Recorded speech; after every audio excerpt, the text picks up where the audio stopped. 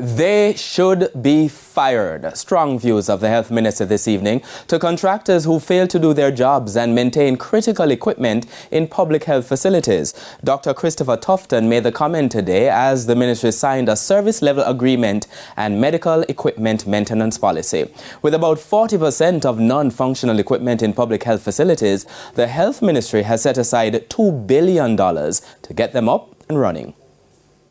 It's a regular complaint. Patients going to public hospitals for treatment only to hear that a specific machine is not working. That leads to frustration, medical staff unable to do their jobs, and patients not getting the help they need. Over 1,800 pieces of equipment in our hospitals in the 4 regional authorities. 47, based on the numbers that we looked at, were deemed fully functional, but nearly 40% not so. And so Health Minister Dr. Christopher Tufton is hoping to change that by formalizing a structure to maintain equipment. The service level agreement and medical equipment maintenance policy will also streamline operations across the 4 regional health authorities. Each of them will get $500 million. The Health Ministry is also hoping to finalize a policy to deal with the maintenance of things such as elevators and air conditioning units. We are facing the wrath of the public, as carried by TVJ and others, that an elevator is not working at Victoria Jubilee or at SAV where the operating theatre can't work. And the contractor is telling us that we have to wait 1 month for the part.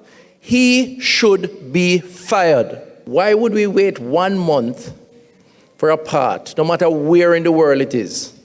Even if it is in Australia, where a flight takes 12 hours to North America. I would rather put a fan in the room and we work with the fan until we get a new contractor than be satisfied with an explanation about a 1 month wait. And we need a policy to guide the decisions along those lines. Dr. Tufton also had strong words for other contractors who do not live up to expectations. Cannot be right for a piece of equipment to break down, which is an essential piece of equipment, and you have to wait 6 months before you can repair it. That don't make sense in an essential service.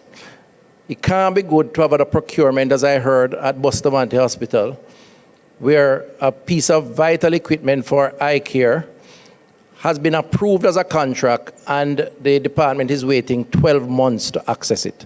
That contractor should be fired too. The minister is calling on the regional bodies to increase their knowledge of the procurement guidelines and make suggestions to improve efficiency.